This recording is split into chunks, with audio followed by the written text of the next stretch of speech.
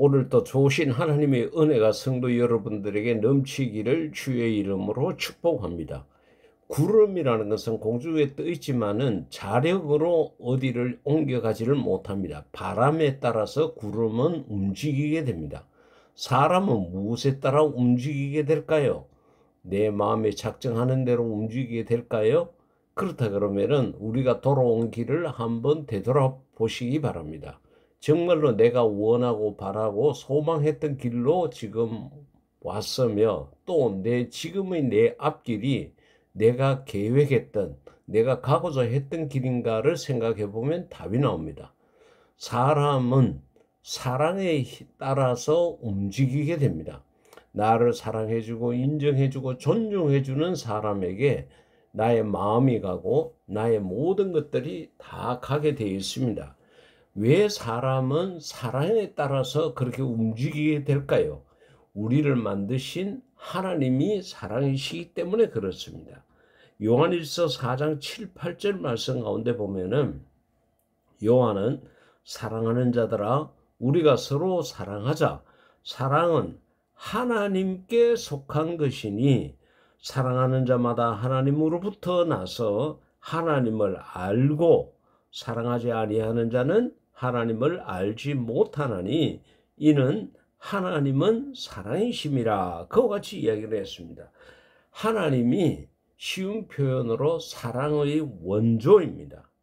하나님이 사랑이니까 하나님께서 만드신 우리에게도 그 사랑의 유전자가 있다는 것입니다. 그래서 요한은 사랑하는 자마다 다 하나님으로부터 났다고 이야기를 하고 또 하나님을 안다. 그런데 사랑하지 않는 자는 하나님을 알지 못하고 하나님께로 나아갈 수도 없다. 이와 같이 이야기를 합니다.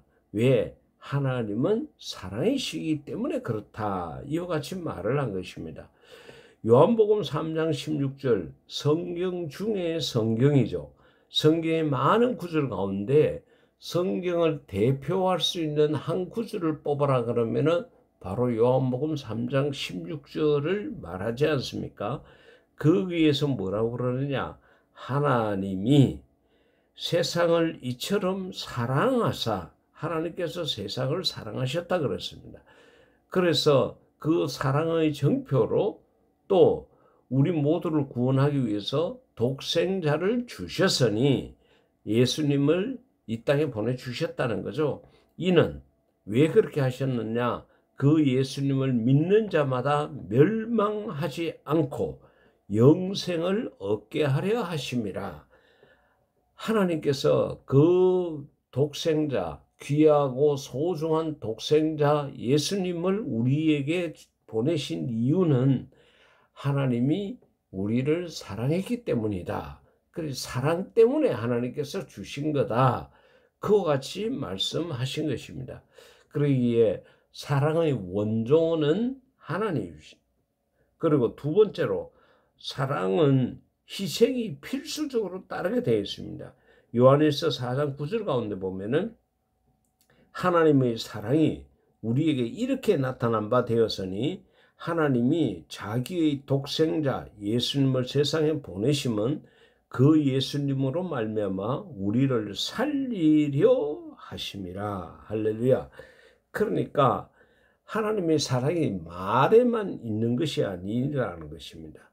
그리고 하나님께서 그 사랑을 우리가 느낄 수 있도록 우리가 구원을 받을 수 있도록 예수님을 이 땅에 보내주셨는데 그 예수님이 어떤 분이시냐? 독생자라고 그랬습니다. 독생자는 가장 귀하고 소중한 존재가 아닙니까? 지금은 그런 경우가 없지만은 예전에는 우리나라에도 독생자라 그러면은 군 생활을 면제해주는 그런 제도가 있었습니다. 왜? 너무도 귀한 존재인데 그가 군에 가서 다치거나 죽거나 하게 되면은 그 집안의 대가 끊길 수 있다는 생각 때문에 그런 배려를 해 주었던 것 같습니다. 근데 하나님께서는 우리에게 독생자를 주셨습니다. 얼마나 하나님의 마음이 아프시고 힘드셨겠는가 하는 것을 우리가 생각을 해봐야 됩니다. 우리가 성탄절 때 우리는 그저 기쁘다 구주 오셨네 그러고 기뻐 날뛰지만은 그 독생자를 이 땅에 보내신 하나님의 마음이 어떠했겠는가 하는 것을 우리가 한번 짐작해 보십시오. 아들을 키우고 계시는 우리 성도님 계십니까? 그 아들을 군대 보낼 때 마음이 어떠했습니까? 얼마나 마음이 아프고 염려가 되고 걱정이 되고 큰 기도 제목이 되었습니까?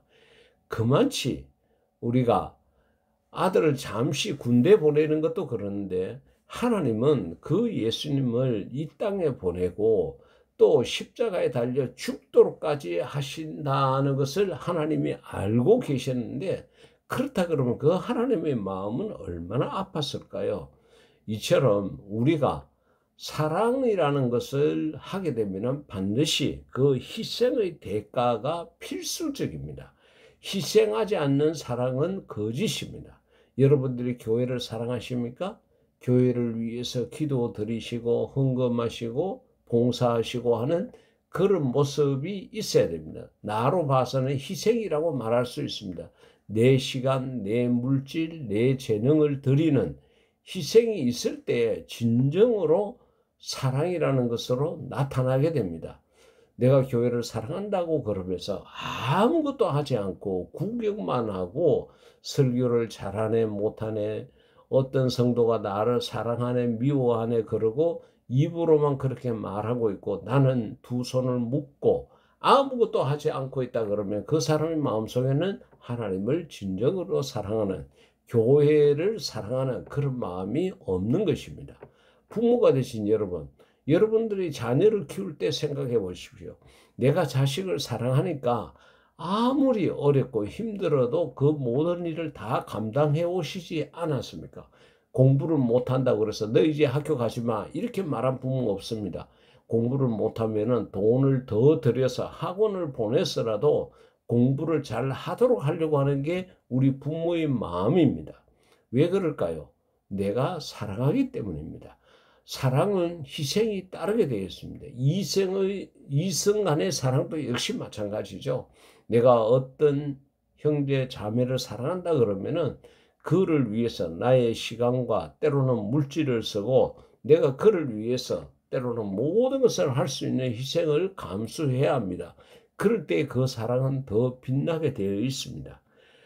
우리가 하나님이 사랑의 원조라는 사실 그리고 그 사랑에는 희생이 필수적으로 따라야 된다는 것을 우리가 꼭 기억을 해야 되겠습니다. 우리가 성도들을 사랑하고 교회를 사랑하고 하나님을 사랑한다 그러면은 정말로 우리가 나의 모든 것을 나의 시간과 재능과 물질과 때로는 목숨까지도 내놓을 수 있는 그런 마음의 각오가 있어야 합니다. 그러한 나의 희생이 있어야 합니다. 그럴 때에 그 사랑이 빛나게 되어 있고 그 사랑의 진정성이 나타나게 되어 있습니다. 하나님은 우리를 사랑한다고 말씀만 하신 것이 아니라 독생자를 주시는 그저 주시는 것이 아니라 독생자를 희생시키는 큰 아픔을 겪었습니다. 사랑하는 성도 여러분, 사람은 사랑에 따라 움직이게 되어 있습니다. 왜요? 우리를 만드신 하나님이 사랑이시기 때문입니다. 그 하나님은 사랑의 원조이고 또 그 사랑에는 희생이 필수적으로 따른다는 것을 마음에 꼭 기억을 하시고 언제나 사랑이 넘치는 우리 모두가 될 수 있기를 인류 최대 멋쟁이신 예수님 이름으로 축복합니다. 아멘.